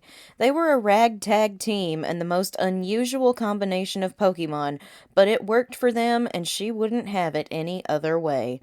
Finally, as dusk broke, she saw some hope of escaping this incessant rain. A large building up ahead. She took off in a sprint and made it to the threshold where she pounded on the wet metal door. When it opened, an older gentleman answered the door, and upon seeing the state of this child, he let her stay the night in the Weather Institute of Hoenn. Sarah had no idea what that title meant, nor did she care, as long as it meant she could dry off for a period of time. That night, she laid in bed with Froyo heating the room, 4 of her Pokemon on the floor, and Sahara sleeping in the bed with her. It was early the next morning when she was awoken by a commotion in the halls. Sarah and her 6 Pokemon gingerly poked their heads out of the room and saw Team Aqua grunts rounding up the workers. Of all the days they could have stormed this fortress, why did they have to pick this one? She grumbled, then looked at her team. Wouldst thou like to join me in some early morning training? They all nodded. One by one, they tore through the Team Aqua grunts, trying to seize control of the Weather Institute for some reason Sarah wasn't quite understanding. Honestly, it didn't matter much to her at the end of the day, as this was great exercise for her Pokemon. The Aqua admin called Shelly didn't stand a chance. Her Chimecho and Wurmple were no match for Wallace's Spark and Surf attacks. Team Aqua ran off with their tails between their legs, and Sarah laughed at them as they ran. The man who had offered her shelter rewarded her with a special Persian who was helping them predict the weather with its whiskers. She thanked them, then asked where the 6th gym of this region was, and they told her it was about 5 miles up the route in Four Tree City. Sarah set back out into another rainy day to trudge her way to the next badge. Along the way, she met up with Brendan, who asked to battle her. Her team was a little tired, but they agreed to another round. His Fearow fell to Wallace, his Vileplume lost to Axis, as did his Jigglypuff. Sarah and Brendan shook hands, and he smiled at her Matang. You know, I never thought this little guy would open up to somebody and listen as well as he does with you. Axis has really come a long way. I think so, too. Sarah patted his steely head lovingly. Oh yeah, Dad asked me to give you this if I ran into you again. Brendan handed her a disc, and Sarah knew what it was. Teach it to a Pokemon, and you can fly from city to city on its back. Thank thee, Brendan. Good luck on thy journey, Sarah wished him as he hurried back down the route. As soon as he left, this disc turned into Sarah's broom. Hello, old friend. With her broom in hand, she decided to take a quicker approach to Fortree and flew the rest of the way to get out of the rain. Fortree City was sunny, but she saw no signs of residents until she looked up. Everyone lived in tree houses. Now this was exciting, and Sarah climbed up the ladder to the bridges connecting all the homes. She met with a little girl looking to trade her Hoot for a Pokemon called Castform, and Sarah said if she ran into one, she'd be happy to trade with her. So Sarah decided to explore Route 120, where she met up with Steven, who gave her a special telescope that allowed her to see invisible Pokemon. These Pokemon had been experimented on by Team Aqua. Sarah found this magical telescope fascinating and thanked Stephen for the gift. While on the route, she caught Pea-Shooter the Bellsprout and Lucy the Ledian. She also found a lonely Castform that she traded with the little girl for Skidit, the Hoot, who was happy to join her. Things were looking good as Sarah tucked into the Pokemon Center that night. She sat with her Pokemon for a while, petting them, brushing them, bathing them, well, a couple of them, and just having a good evening. You know, friends, I have not had such a strange team as this in my trials. Yet, Thou hath been the best team I have trained thus far. We are all strange parts that somehow fit together perfectly. I would not trade any of thee for any other Pokemon in this region. Though we have many differences between our personalities, whether it be shy, protective, stubborn, caring, excitable, or even a little clingy, we are a team that works well together, she told them. And I love each of thee so much. Sarah was tackled by all 6 of her Pokemon and either hugged or licked all over. They spent the night sleeping together, whether it was on the floor or in the bed, and Sarah realized why her Pokedex had forced her to choose Beldum as her first Pokemon in this region. Axis was the Winifred of her team. He was the leader, stubborn as he may be, but he cared for each of his friends deeply. And together they had built a little family that was facing every obstacle head on and winning. Their streak continued the next day in Four Tree City Gym. Winona asked Sarah to battle with the Pokemon she had raised since she was a child, and Sarah obliged. Thanks so much. My friends haven't had a real battle in quite some time, and my first Pokemon is the reason I became a flying-type gym leader, she announced. Pidgey, let's go! Winona's Pidgey, Sunkern, and Spoink all fell to Sahara's slash attack, while her ace Grumpig was defeated by Wallace after exchanging blows and healing. Sarah shook hands with Winona for a battle well fought and was presented with the feather badge. Sarah only needed 2 more badges and this trial was over. She was actually kind of sad that this journey was going so fast. She had only been out here for a month, but this momentum was hard to pass up. She left Four Tree the next day and decided to walk the route in order to train her team members some more. After battling a particularly powerful Pokemon Ranger, Cerise glowed brightly until she evolved and Sarah beamed. Dugong has been registered to your Pokedex, said her box. Dugong has learned Sheer Cold. If this move lands, it instantly knocks out the opponent. Oh, so I am very proud of thee. Sarah hugged her ice-type close, and Cerise licked her happily. On Route 121, Sarah captured Celine the Lunatone and came upon the Safari Zone. Inside, she caught Jack the Nidoran, Stan the Grumpig, and Wally the Curlia. Upon daybreak the following morning, Sarah made it to Lily Cove City, where she and Brendan met up for a battle one more time. Tentacruel, Lovedisk, and Ditto fell to Melvin's power, while Jigglypuff fell to Froyo. All right, Sarah, it looks like you're ready to finish off the gym challenge, he said. I'm heading back home, but I'll be rooting for you in the league. Thanks, Brendan. I will see thee again soon, she smiled as he headed off. Sarah checked into the Pokemon Center, then heard people chattering about Team Aqua trying to take over Mount Pyre. Sarah looked at Axis, and Axis nodded. Time to take out the trash once again. Sarah hopped on Wallace's back, and he guided her down Route 122, where she felt a strange presence. Stop swimming, Wallace, she told him. There's something here. A strange mist rolled in, and she gulped. Be ready for anything.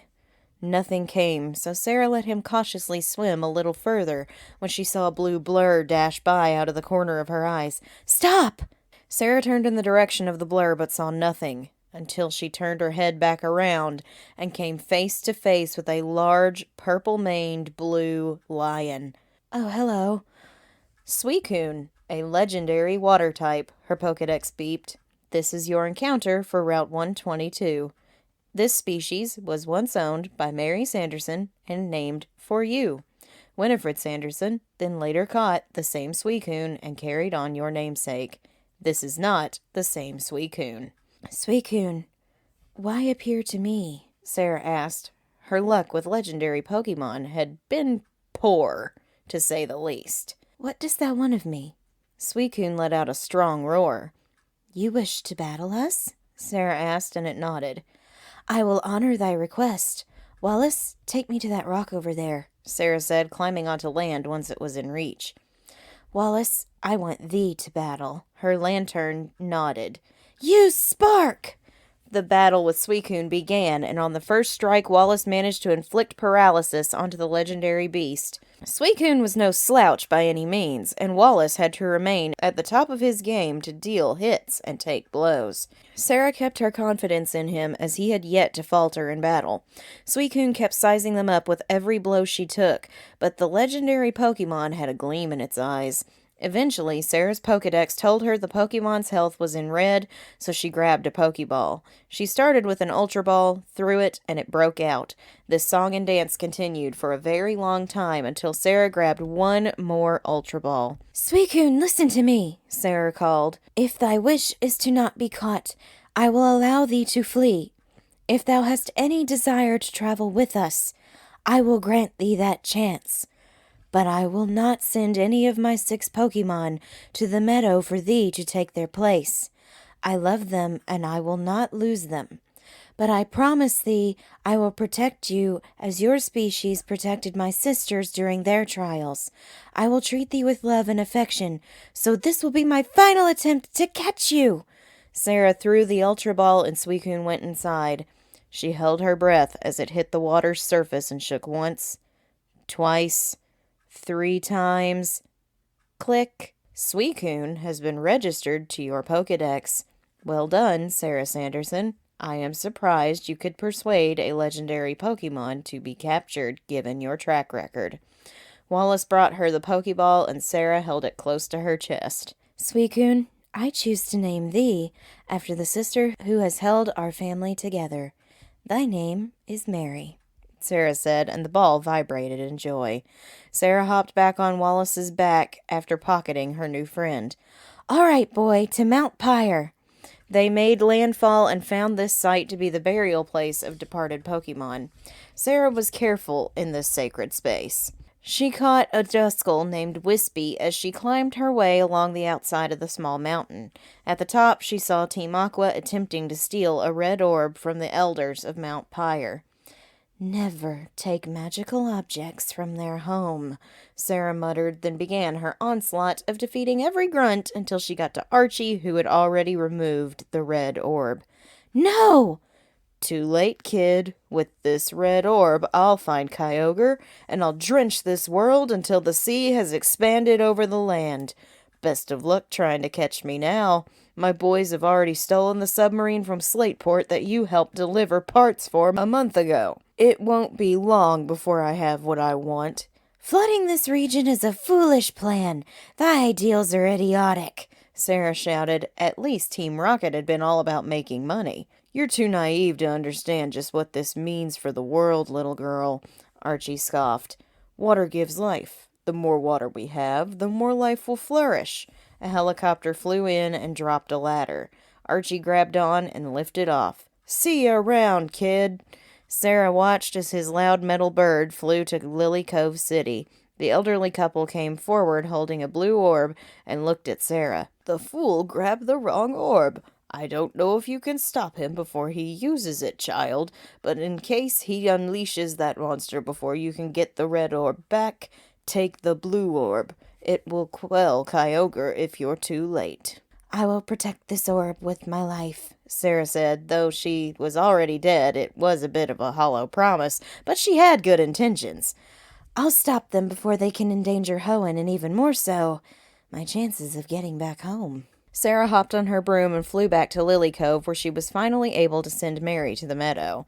She asked around about Team Aqua and was told they'd been spotted in a nearby cave. Sarah went to investigate, her team completely gung-ho for this assault on Team Aqua. Wallace carried her over to the entrance of the cave, and they found Team Aqua's hideout. It was a labyrinth of teleportation pads, but after all of Team Rocket's nonsense, Sarah was used to this sensation. She and her team laid waste to the grunts, rescued Snoozer the Slackoth, and Flash the Illumise. Sarah located the submarine and Aqua admin Matt, with whom she battled valiantly. Froyo's encounter with Electrode almost ended badly when it used self-destruct, but her defenses were so strong she lived it with health to spare. Matt, Squirtle, and Unknown fell to Wallace, and as Sarah went to charge the submarine, it departed. You're too late. The boss is on his way to find Kyogre. Unless you can find some way to search the waters beyond Lily Cove, your efforts end here. He laughed, and Sarah pushed him into the water with a groan. She hopped aboard Wallace and sailed back to Lily Cove's shore before going to the Pokemon Center. She spent her evening caring for her Pokemon and studying the map of Hoenn. She needed to get to Moss Deep City, where the 7th gym was, and somewhere in the surrounding waters was Kyogre. While she slept, she thought of every possible way she could reach Archie before he flooded the region. Sarah had met Kyogre once last year, and she knew how powerful it could be. As Wallace carried her along Route 124, Sarah rescued an abandoned Magmar from a rocky precipice, and she named him Firepaw. How she missed her Magmortar Inferno. She also rescued a drowning Delcatty that she caught and named Garfield. This species was on her special roster. It took 3 days and some precarious camping on small islands to reach Moss Deep City, where she caught a wild Hitmonlee on the shore named Bruce Lee. As she was checking into the Pokemon Center, she ran into Steven again. "Hey, Sarah, welcome to my hometown. You here for your 7th badge?" he asked, and she nodded. "Yes, but I am on the trail of Team Aqua as well," she told him, and his smile turned serious. "What are they up to now?" "They plan to awaken Kyogre, but—" She held out the blue orb. "They took the wrong orb, and I know not what will happen when they use it." "Arceus, curse it!" Steven growled. "They'll bring about more trouble than they realize. I'll help you out, Sarah. Take this Dive HM and go get that 7th badge. You'll need it before you can use that move. I'll go on ahead and start investigating the nearby waters." "I do not wish to trouble thee." "It's my job as Hoenn champion to keep my region safe," Steven said, and Sarah's eyes widened. "You're the champion?" she gasped. "For 7 years now," he told her. "I'll meet up with you soon, Sarah. Go get that badge." Sarah decided to give her team some training, and she caught Flubber the Wynot nearby. After a day of training, her team told her they were ready, so they went to the gym. There they faced the twin gym leaders, Tate and Liza. This was not what Sarah was expecting. "Which of thee will I battle?" she inquired. "Both of us," they replied. "This gym specializes in double battles," Tate said. "You've had double battles before, yes?" Liza asked, and Sarah gulped. "Only a few," she said nervously. "Just remember, they're all about teamwork," Tate told her. "The better your Pokemon's relationship, the easier this will be. For example, my Electrike and my Slowbro are the best of friends." The gym leader's Pokemon were not both psychic types. Sarah had to figure out who would work best together in this situation. They were facing an electric type and dual-type water psychic. Finally, she made her decision. "Axis, Wallace, take out our foes!" Sarah sent in Matang and Lantern. "Interesting combination," Tate said. "Very interesting," said Liza. "Axis, I need you to take on Electrike, and Wallace, you will battle Slowbro." "Protect each other's backs," Sarah told them. She commanded her 2 Pokemon so well, it was like she'd been doing double battles since the beginning. If it looked like Wallace was in trouble, Axis would pick him up and fly him out of danger. Wallace was quick to shout at Axis when a sneak attack was coming. It only took 2 big blows apiece for Sarah's pair to come out victorious. Tate and Liza were floored by how well these Pokemon worked together and how well their trainer commanded them. Sarah got her 7th badge, the Mind Badge, and pinned it to her cloak. With this in hand, she was able to teach the HM dive to Cerise, and she, along with Wallace, sailed onto the waters and started searching. They found a huge patch of deep water, and Sarah gulped. She wasn't the best swimmer. However, the Pokedex told her that Cerise's move would create an air bubble around her so she could breathe normally. Sarah hopped onto Cerise's back, and they dove under the dark waters together. It was like nighttime down there, but Sarah tried to stay brave as sea-dwelling Pokemon swam around them. Cerise searched and searched until she found a cavern in the rocks. This had to be the place. They surfaced inside the underwater cave and heard Team Aqua milling about. One by one, they fell to Sarah's powerful Pokemon. She had to admit, though, their clever roadblocks did stump her more than once, but eventually, with Froyo's help, she got past the boulders, and Wallace carried her across the strong currents until they found Archie holding up the glowing red orb to a frozen Kyogre. "Stop! Thou knowest not what this will bring!" Sarah ran at him. "Oh, shut up, kid," he shouted as the behemoth began to stir. "I've had enough of your interference. Your little journey ends now before the mighty Kyogre, as tribute to him. Go, Pikachu!" "Give it thine best shot," Sarah yelled back. "Sahara, I'm counting on thee. It's time to use thy new move. Use Bone Meringue on the Pikachu." Sarah's new ground-type move was guaranteed to hit twice, as it only took one bone-shaped precipice to knock it out. Hitmonlee was next, and Sahara asked to stay in battle. The fighting type was fast, but Sahara was a strong defender, and Sarah knew how to use her Sand Slash. After High Jump Kick landed, Sarah had him use Dig to dodge the next attack, causing Hitmonlee to crash and hurt itself before being struck by Sahara. Archie had to heal twice to deal with his dodge and attack strategy, his Hitmonlee unable to land any blow. Sarah smirked as she saw Sahara tunnel his way under Hitmonlee. "Strike now!" she called, and her Sand Slash knocked out the fighting type. Archie's last Pokemon was an unknown, which fell to Slash.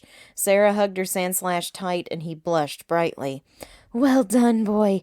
Now let us—" Archie laughed maniacally. "It's too late. That battle stalled you long enough to allow Kyogre to awaken," he guffawed as the legendary Pokemon lit up with red energy. "Now, Kyogre, unleash your storms on this region and raise the sea levels to expand the oceans." It roared angrily, and Sarah could sense this was not the Kyogre she once met. It had a different energy. Before she could take out her Pokedex, it burst through the cave and water started to pour in. Sarah sent out Cereus and hung on tight as she used Dive to make her way to the surface. Archie could not have survived that. However, she caught a glimpse of him hanging on to Kyogre's tail fin. Sarah couldn't help being a little bit upset that he survived. When she burst onto the surface, clinging to Cereus, she witnessed Kyogre unleash its torrent ability. The skies grew dark. Thunder clashed, and a rainfall the likes of which she had never seen before pounded down on the region. Archie's laughter roared over the thunder as Sarah and Cereus found themselves being washed away in the angry waves. They spotted a Scyther drowning nearby, so Sarah quickly rescued Machete and stowed his ball as quickly as possible before another wave shoved her underwater. Cereus caught her. Sarah swallowed seawater with every breath she attempted to take. Cereus did her best to swim away from the waves to protect her trainer. She was doomed. Her trial would end here without even battling Steven. That's when she heard someone calling to her. "Sarah! Sarah, up here!" She managed to look up and see Steven hanging out of a helicopter, with Maxie, Team Magma's leader, right next to him. "Bring it down closer to the waters," Maxie told his grunt. "We found her!" The helicopter came down as a wave crashed against Sarah and Cereus. Cereus pushed back with a groan to get her trainer close to safety.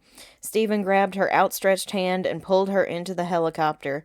Maxie lifted Cereus inside, and Sarah was quickly wrapped up in warm blankets by Team Magma. "Take it easy, Sarah," Steven said comfortingly. I thought we would drown," she gasped. "Something tells me your dugong wasn't going to let that happen," Maxie said, treating Cereus's bruises. "She pushed her way through debris to get you over to us." Sarah looked at her dugong, who had tears in her eyes.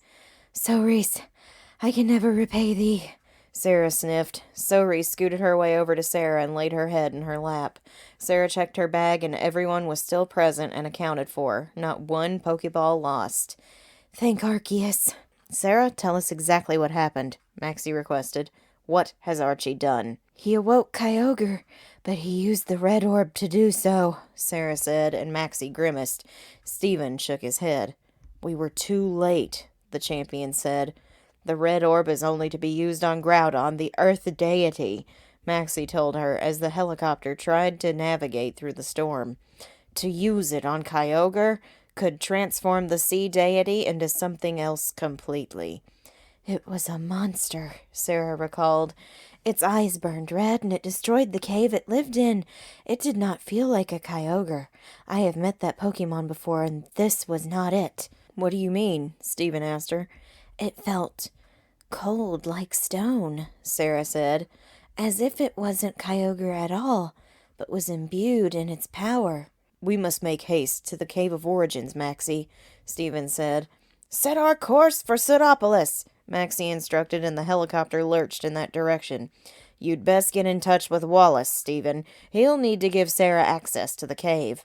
I'm already on it, Stephen said, dialing a number in his Pokénav. Why me? Sarah asked Maxie. Why dost thou want me to go into this cave? The champion should go. You hold the blue orb, Sarah. It was gifted to you with the responsibility that you would protect it. That means only you can enter the cave and calm Kyogre before the world is flooded. You've bested Archie this far. You can do this. Stephen and I will bring him to justice while you stop Kyogre or whatever it may be at this moment. Maxie informed her encouragingly as Stephen hung up. It's all set. Get Sarah's Pokemon healed, help her dry any and all items in her bag, and be prepared to face Team Aqua head-on. Sarah had no idea what awaited her down in the Cave of Origins, but as she stood before the entrance, she knew she had no choice. Team Magma, Maxie, and Steven were fighting Team Aqua for the last time, and she had a job to do. Her hands shook, but she walked forward. Down, down, down into the depths of this mystical cave, and eventually she came face to face with Kyogre. As she held up the blue orb, the energy it emitted washed away the image of Kyogre and revealed an enraged Regirock. No wonder the weather was so out of control. Regirock couldn't control the Kyogre powers. All right, I will fix thee, Sarah said. Her team went toe-to-toe with Regirock, using all of their power against him. Regirock kept boosting its attack and defense powers, leaving Sarah's team to chip away at its hard stone body. Several times she attempted to catch it, but it was no good. Regirock was in so much pain from the red orb summoning it in Kyogre's place that it was out of control. Sarah knew there was no hope of catching it to tame the behemoth. The battle was grueling, but all 6 team members gave it their all. Sahara burst from underground to deal a finishing blow, but Regirock used superpower and knocked him dead at Sarah's feet. Sahara, no! She screamed as Axis charged in for a revenge attack, when he too was struck dead and crashed in front of Sarah. No! Axis! Wallace led Cerise, Melvin, and Froyo in a group attack that blasted Regirock against the cave wall and knocked it out. Sarah watched as the rocky behemoth was freed from the energy and the thunder outside ceased. Regirock looked over at them, and its body reflected remorse for what it had done. It walked over to Sarah and bowed apologetically. She swallowed hard. These two had been her best friends out here. She loved her entire team, but something about Axis and Sahara had been special. That was when she remembered what she held in her bag. Sarah took out the pouch of sacred ash and waved her hand over it 3 times.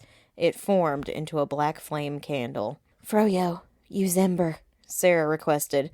Froyo blew a flame onto the wick, and it lit up with black fire. Energy poured from the candle into the 2 fallen Pokemon. Everyone watched in hope, even Regirock, as Sahara and Axis stirred. Thank Arceus, you 2 are all right. She grabbed both of them in a hug and kissed them both as everybody cheered. Regirock thanked each Pokemon, apologized once again, then retreated into the cave. Everyone, we could not have saved that Pokemon without all of us working together. Sahara and Axis, you 2 were so brave enough to sacrifice thyselves. Wallace, you led thy teammates flawlessly alongside me when it came to the final strike. I am proud to call myself your trainer. Everyone hugged. Sarah caught Zephyr the Pidgeot on her way out and found Steven, Maxie, and the gym leader called Wallace sending Team Aqua to prison. Sarah was thanked 1,000 times over by Team Magma and even gifted a Team Magma sweater to keep her warm in the rain. She was grateful. Steven was very proud of her efforts in and outside the cave. Now, I expect you to bring that same dedication to our fight in the Pokemon League, he told her with a smile. But first, you've got to face Wallace here and win. Do not worry. I will, Sarah said, and Wallace smirked. Let us have our battle tomorrow at noon, he declared. Bring your A-game, Sarah. When she arrived for her battle, she did indeed bring her A-game.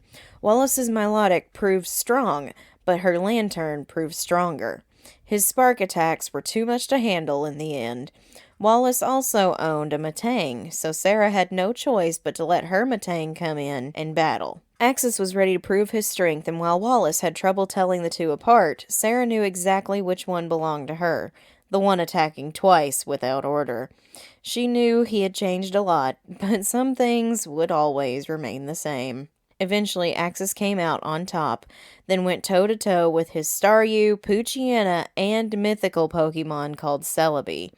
Axis had gotten 2 attack boosts from his Metal Claw attacks and destroyed all 3 opponents, even the mythical. Sarah won the battle, but before she could make her move to meet her Matang, Axis glowed brightly, grew, and evolved one last time. Metagross has been registered to your Pokedex, her box announced. You now own a fully evolved pseudo-legendary Pokemon. Axis, you did it! Sarah screamed and ran for him. She hugged his huge leg and he grinned at her happily.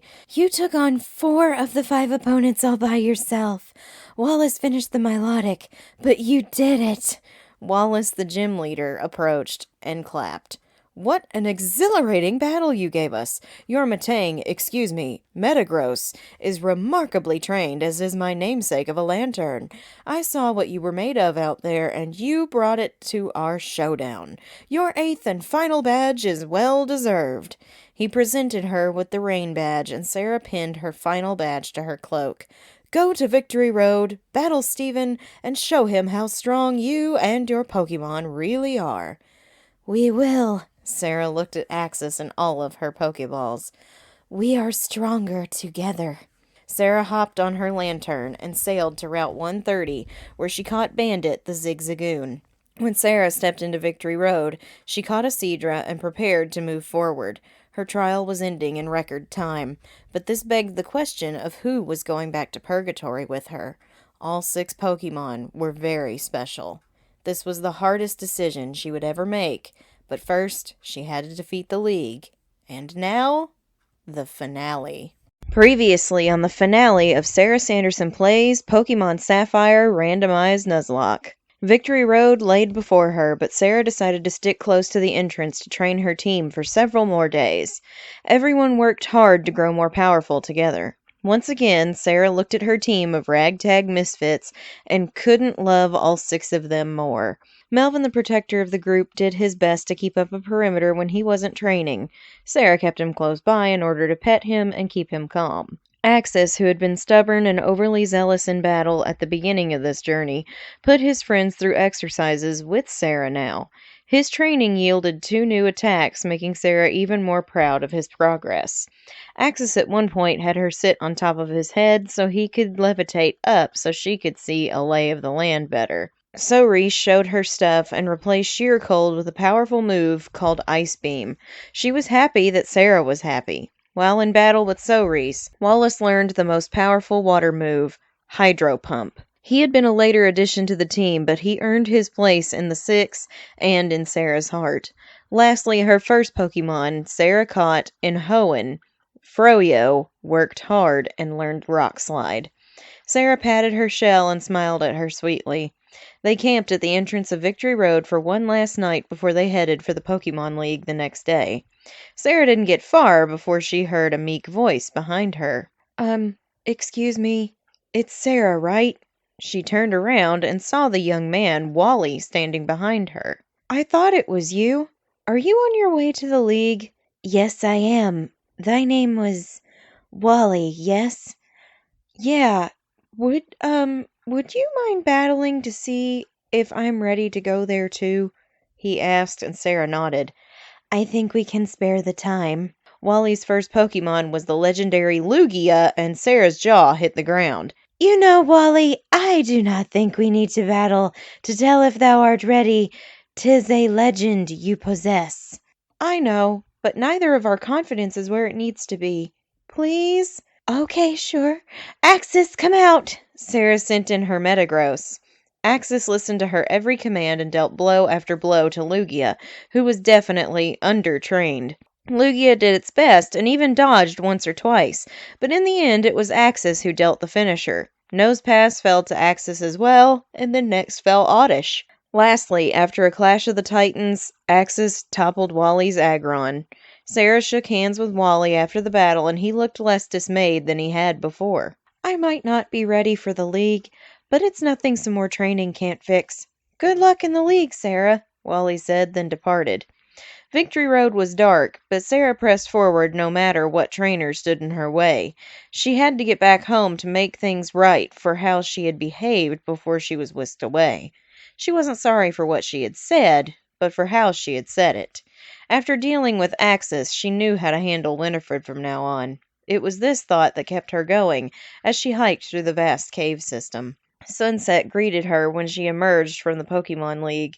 Sarah took a few deep breaths, not knowing what awaited her on the other side, when she felt something under her hand. Something warm. Froyo looked up at her with a smile. Sarah nodded to her Magcargo and entered the building. She signed in for the next day and took a room with her Pokemon. Given how big some of her team members were now, the manager put them in a larger room this time so everyone had a place to sleep.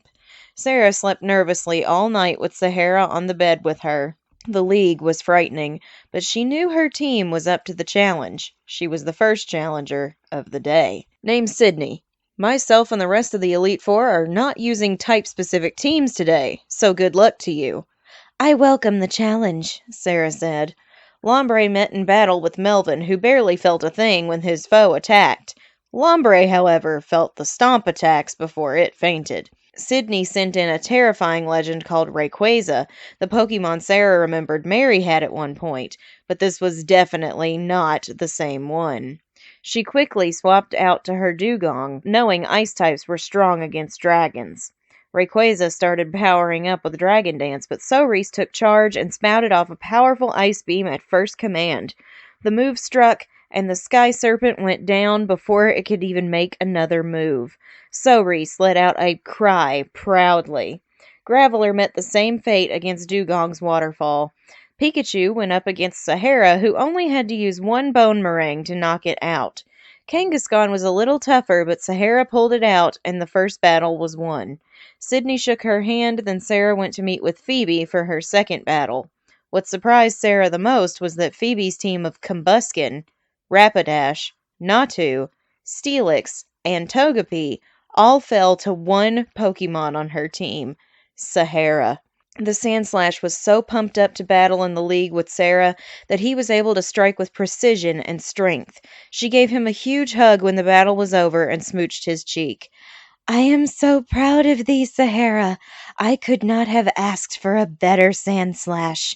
He snuggled right up to her, and they claimed a second victory. My name is Glacia, child, and I expect a very good battle from you since you made it this far, said the third member of the Elite Four. You will get one, Sarah said confidently. Machamp went up against Axis, and the two powerful Pokemon exchanged blows until Axis came out on top. Seedot was next, and it was burnt to a crisp by Froyo. Then it was followed by Eevee, who also fell to Flamethrower. Dugong met in battle against Wallace, whose spark attacks proved to be too much.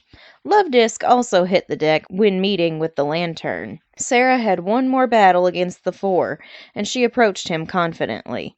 Drake barely introduced himself before getting right down to the fight. Ralts was smacked by Soreese, and then came the bulky Azumarill. It wasn't even a question, as Sarah knew to swap into Wallace. Wallace had quite the battle in front of him, but Sarah's faith in him drove him to eventually win. Zangoose got in some hits on Wallace, but Axis was brought in to protect him, and he knocked it out quickly. Gligar fell down as Axis struck him hard twice with Psychic. The final foe, Exploud, proved bulky but not strong enough to overcome Sarah's pseudo-legendary. Drake was astonished at this girl's skills and even more astonished at this strange team that worked together in harmony.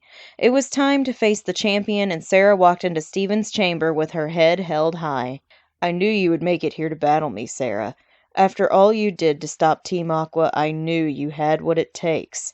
Now I want to see it for myself. Show me how amazing your Pokemon are, and in turn, your skills, Steven said. I am ready, Sarah said.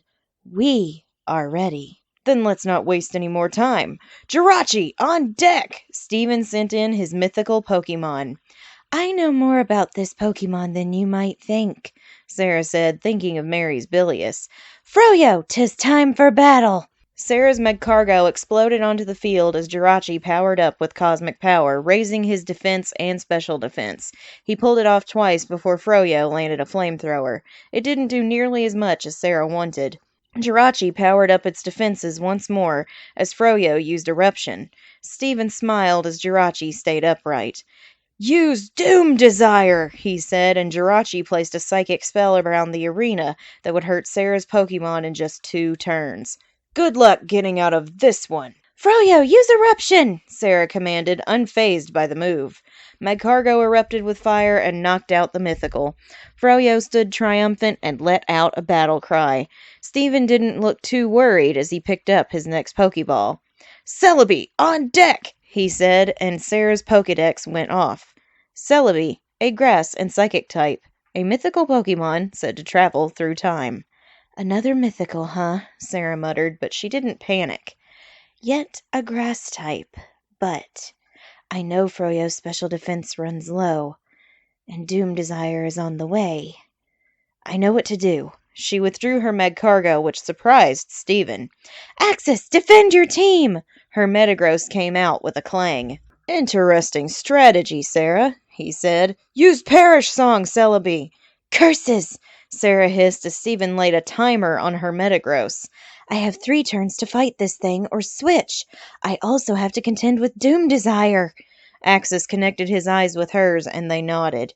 "Meteor Mash!" Axis slammed his clawed leg into Celebi, but the small pixie did all right, standing up to it. Doom Desire hit, but Axis tanked it well, and Sarah cheered for him. They only had 1 turn left, and Celebi tickled Axis with ancient power. Sarah had to get him out of there, but he was the only one who could stand up to that pixie. "Meteor Mash with all you've got, pal!" Sarah commanded. Axis powered up and took down the Celebi with a critical hit. "Good job! Now come back!" Sarah withdrew Axis as Steven sent in Ampharos. "Sahara, take his place!" "Well done, Sarah. Those 2 Pokemon have taken out every challenger in my path, but let's see how you do with the rest of my team." "Thy Ampharos is in for a world of hurt," Sarah said proudly. "Sahara, use Bone Meringue!" Sahara was so fast Steven didn't even have a moment to call an attack before Sandslash struck twice with its ground-type move. Ampharos went down in a flash of shiny claws. Steven sent in Feraligatr, a Pokemon Sarah had raised before, and she fought it with Wallace in his electric attacks. Wallace took a fair amount of damage, but he was stronger. "Spark, one more time!" Sarah called, and he dealt the finisher. Nidoran was next, and Sarah bit back a laugh as she changed her tactic again. "Melvin, give it thine all!" Crunch hit him pretty hard, but he stood tall. Melvin reared back as Sarah gave her command. "Use Psybeam!" He blasted Nidoran with 1 hit, and Steven was down to his last Pokemon. "Dustox, it's all up to you!" He sent in his bug and poison type. "Let's finish this the way we started," Sarah said. "Froyo, light up the arena!" Magcargo returned to the field as Dustox flapped its wings. "Use Silverwind, Dustox!" Steven commanded. Froyo resisted this move without batting an eye, but Dustox boosted all of its stats as an added effect. Froyo struck with Eruption, getting a pretty great hit in, but it was still in green. Silverwind hit again, and Sarah called for Rock Slide. Dustox barely survived the hit. "Dustox, use Silverwind 1 more time!" "Froyo, end this with Rock Slide!" Sarah shouted. The 2 moves collided, pushing back and forth on each other. Froyo dug her lava into the ground, let out a roar, and knocked out the Dustox. It fell in front of Steven, who looked at Sarah in awe. Sarah stood victorious, her entire team standing behind her on either side. This was the strongest Sarah had ever felt in her time during these trials. She looked at her team of Metagross, Magcargo, Lantern, Girafarig, Dugong, and Sandslash, and smiled brightly. They'd done it. They'd done it together from the very beginning. She squealed, and they all tackled her in loving embraces. She laughed and cried at the same time, hoping her father was proud of how far she had come since their battle. She owned her skills and became the champion of Hoenn. All of her Pokemon were transported in, and Fanta came in for a hug. Steven clapped for her as he approached. "You did well, Sarah Sanderson. Mind if I take your Pokedex?" he asked, and Sarah cocked her head. "Well, I am your proctor, after all. She looked at him wide-eyed. Your father's spirit was most instrumental in determining your progress in these trials. This is only your third, but you still have at least 4 to go, so don't be surprised if we pull something like that again, he told her. Yes, sir, she said. Stephen, how was my trial this time? How many Pokemon may go home with me? Stephen looked over the data and did a double take. You, you, you didn't lose any Pokemon, he babbled. You had 2 deaths, but the Black Flame Candle you found reversed them. You never lost one. Sarah, you had a perfect trial. Perfect? She repeated. What does that mean? It means, if you wanted to, you could take your whole team, he said in shock. This is incomprehensible. No one has ever, not even Mary has. Sarah, you can take your whole team. Do you hear that, everyone? Sarah exclaimed. We may all stay together. Her Pokemon once again tackled her happily. Sarah hugged the Pokemon who had stayed in her meadow, leaving Fanta in charge of them. Her 6 team members joined her as she was lifted from the ground, and they all slowly began to fade. Good luck to you, Sarah. Take the lessons you've learned into the future, Stephen said. I will, she promised. She waved a farewell to her other Pokemon. Goodbye. Everything went dark. When she awoke, she was in her room, Carlos on her stomach asleep, Allison at the foot of the bed, and Honey sleeping on the floor. She gasped as she realized she was home, but where were her new friends? Suddenly, a commotion kicked up from downstairs. She and her other 3 Pokemon barreled down the stairs, Sarah nearly falling, and there they were on the hearth.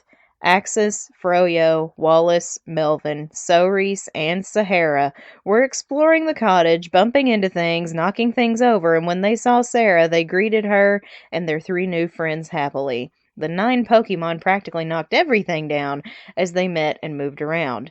Sarah laughed, and she checked the door for the results. Sarah Sanderson, Trial 3, perfect run. Mary Sanderson, Trial 3 in progress. Winifred Sanderson, awaiting 3rd trial. A crash came from behind her, and she shook her head with a laugh. I think we are going to need a bigger house, she said, then got an idea to make it so. The end.